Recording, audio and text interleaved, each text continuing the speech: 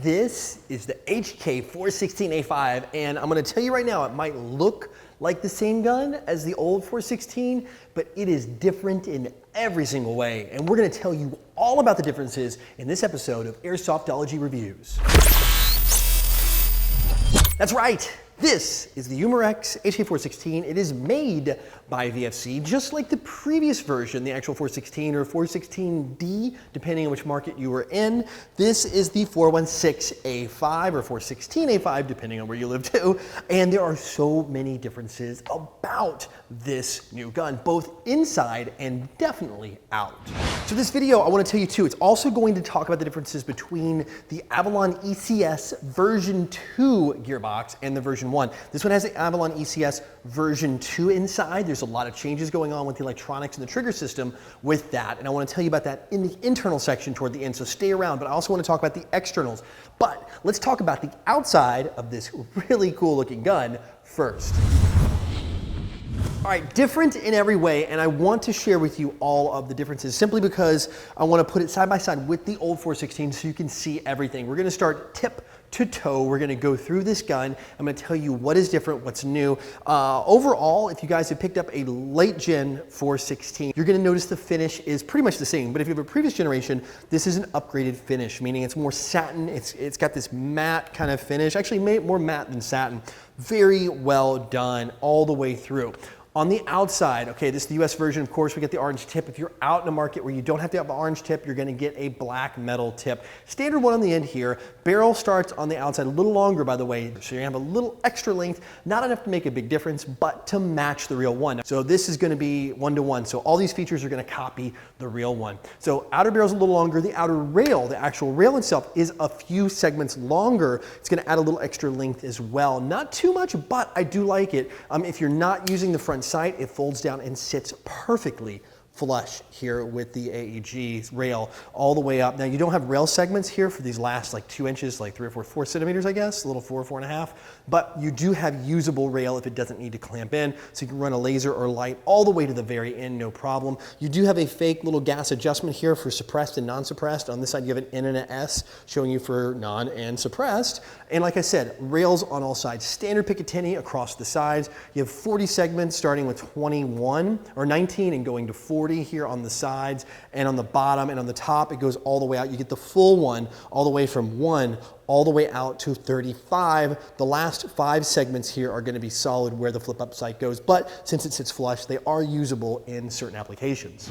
The rail itself also is lighter compared to the old gen. It is not as front heavy. It's still a pretty beefy gun because of the design of the rail. That's just the way the real one is, but this one is a lot lighter because of that, which allows you to kind of get a little better, movement on the shots. I found the other one's just a little heavy for me. I didn't mind it. I had one. I changed it out to a replica rail, like the Geissele style, to really lighten that up. It made a huge difference. This one, I don't think I would be doing that. All right, moving on to the upper receiver. They have like a couple little details in here, like made into the mold, HK logo stamped right here, and it is of course matte finish across. Again, looks really good. I think they've really nailed the finish of these guns now. I think VFC's refined that to something that I believe is probably where it should be in a pinnacle. No longer do you have like that painted look. This really looks like a good piece of metal. Also, going with the A5 styling, all of the controls have some sort of cover, bump cover on them. So if you lay the weapon down and the bolts lock back, you're not going to actually actuate any of these buttons, like the mag release or anything like that,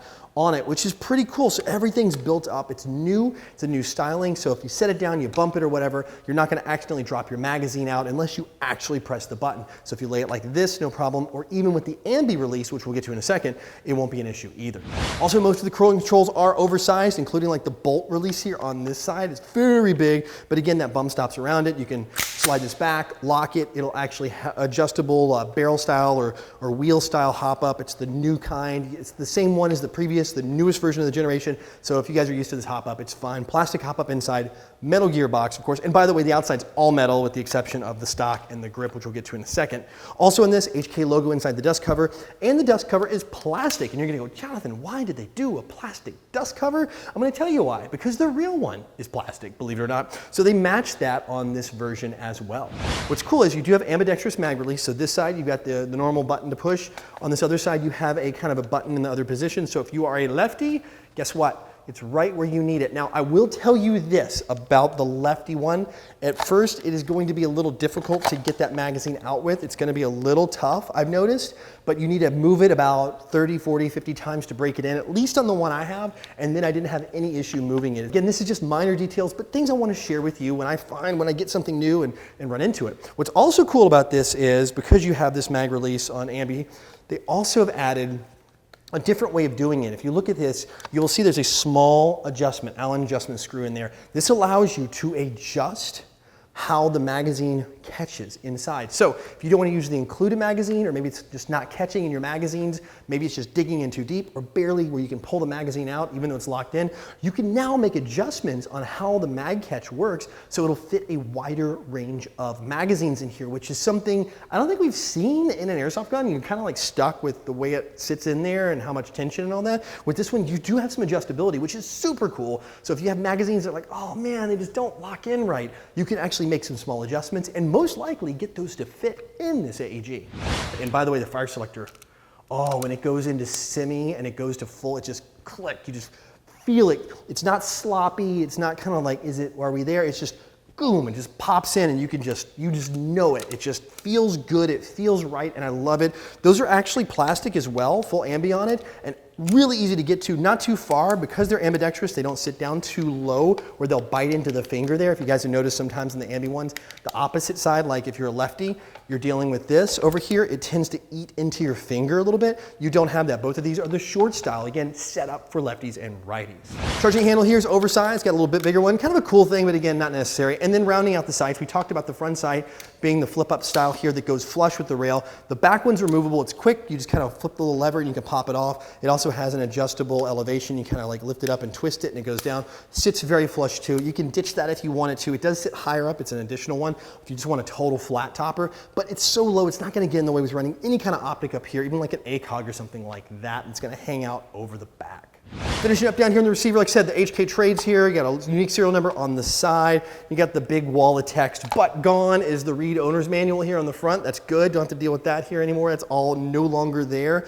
The markings for the safe, semi, and full are white, red, with white, a single bullet, and the number 30, and then the red on that. Trigger here, trigger guard is oversized just like the real one. I know some people say, hey, this looks kind of funny. It's just like the real one. Again, requirements for using really big gloves. So if you have huge hands, big gloves, no problem. You have the ability to get your finger in here and not worry about it. I just kind of like that, and then the flat ones tend to dig into my fingers sometimes. This one didn't feel like it got in the way, and I really like that. Closing it out, a couple more things. They've changed the mag well cut here. This is, again, the design off the real one. It's no longer flat. This one has more of an up angle. It's designed to fit a wider range of magazines in the real world, which will also transfer over to airsoft. So you actually have a little bit of maybe some magazines that are kind of like a different seat or something like that. It should fit a little better. It's not going to affect anything. It's just kind of a little more cosmetic-ish, but it does have some functionality as well. For airsoft, more than anything, it's a little more cosmetic. The grip itself has also been changed. It's the same style if you just glance at it, but they've added this like kind of like a beaver tail here to the back, so it just feels a lot better in your hand. Still not oversized. If you have like average size hands or even smaller, you're not going to feel like it's that much, but they just added that beaver tail, so now it's plastic all the way up instead of just stopping flush here. You get that little extra, and it just, for me, has a better grip. Magazine, high cap varieties, which you're going to find all the HK stuff you're going to see from VFC/Umarex. It's a high cap, comes with the winding tool here, a little door on the side. It has the plate on the bottom you can pop off, take the little rubber pad out, push the plate back, and then you can pop the plate down. You can access the normal winding wheel for a high cap, and in there also has 5.56 by 45 on the side, and then the government restricted use here on that. That's going to be the one that you've been getting with all these 416s forever. They just can go ahead and include it with this. No mid cap on this one. You are getting the high cap because that's the one that has the correct looking length and the styling. Stick with me. We're almost done with externals and internals. Sling adapter plate here in the back. The old one didn't have it. This one has it. Small little point on either side. Very thick steel. Shouldn't have any trouble with that holding at all. Clip right in. Super nice. Tool ears, not enough to get in the way.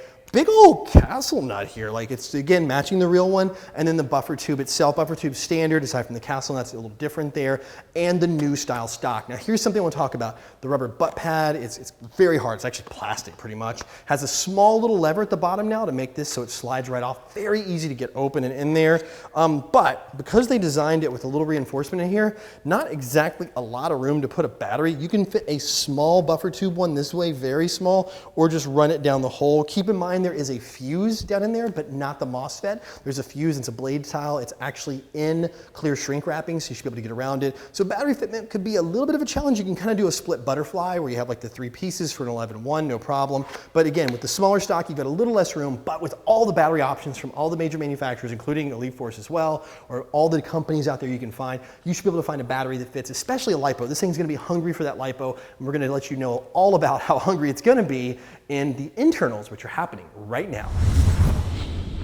All right, I got my cheat sheet out here because we're gonna be talking about some electronics, and I've gotta get the numbers right for you. By the way, also, I'm gonna have the information about the internals down below, links to the data sheets, if you wanna see what the difference is in the old MOSFETs and the new MOSFETs. You can find all that below in the description. So if you guys want to follow along, go ahead, hit pause, download the data sheets. These are from the official sources, and then we're going to look at them. So we're looking at same company, internal rectifiers, who they actually source their old and their new MOSFETs from. The MOSFET has changed. Before, it lived in the back side of the mech box, still inside of it, but in that place right to the very back below the spring guides where it lived. A little bit larger circuit board here, and this was an internal rectifier. Like I said, it's the company that makes both of these, the L7833S. Now, it's a very large traditional style MOSFET. This one was rated for 30 volts at around 150 amps. That was like kind of the current, the max current running or nominal current of amperage. Now, keep in mind, look at this. 30 volts, you're looking at an 11-1 volt battery, you charge it all the way up to 13, still more than enough to run it. 150 amps, most motors, even the biggest motor, the biggest ones are gonna be peaking at about 80 or 90 amp draw. They're not gonna really go over 100, you're not gonna see that, and that's for the insane motor builds. Most of them should be around 30 or 40 amp draw, or even a little bit more, depending on what you're doing motor-wise and all that. On a stock gun, it is considerably on the low end. You are not going to hit that 100 amp draw on that. So this was a good one. It worked. It was a single MOSFET. Now, let me get you the right numbers for the new one here. The new one they've updated to is the PDC 4902X. Now, this is a difference, an in-channel MOSFET,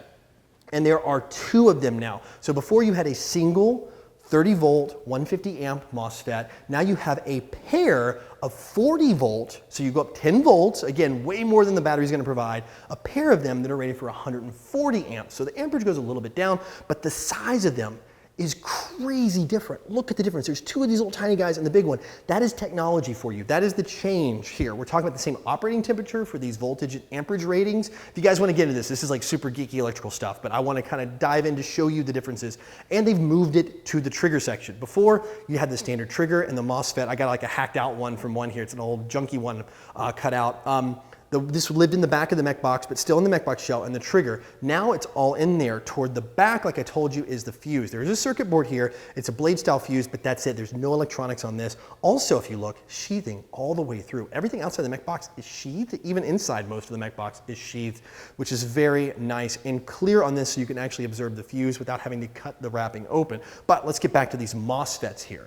With the pair of them, you're gonna have, pretty much double. It is a dual purpose MOSFET, dual setup MOSFET on this. So you actually have twice the umph on here versus the old one. So combined, you're dealing with a better setup in this, improved voltage readings, and improved numbers, 2 of them in there just for extra robustness, for overkill if you want to call it.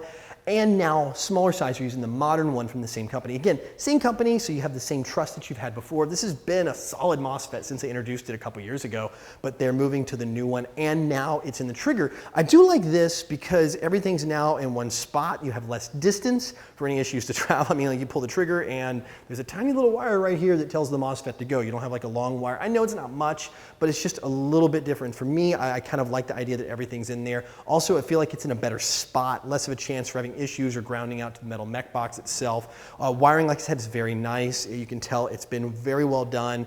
Good quality wiring is overall, and pretty decently thick for an airsoft.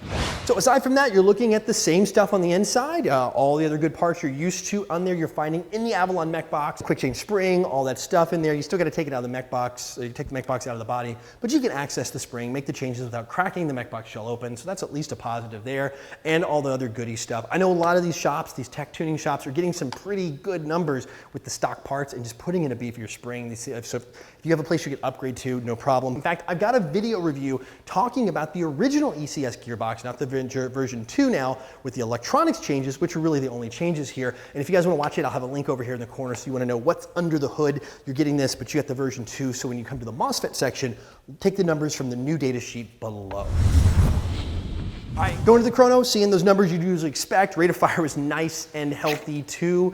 This is, you know, kind of your good all-arounder gun. That's where they set the FPS. It's where Umarex orders it for the US for Elite Force. And of course, worldwide, you're seeing nice, comfortable numbers. Of course, the numbers will adjust depending on your market. If you're in Canada, you're gonna see some higher numbers to make sure this thing passes your limits. In the US, you're gonna see numbers like these. This is a US version, final production one I have in my hand. So these are gonna be the US chrono numbers. Your country, if the power levels are different, you're gonna see those adjustments, like I said, accordingly.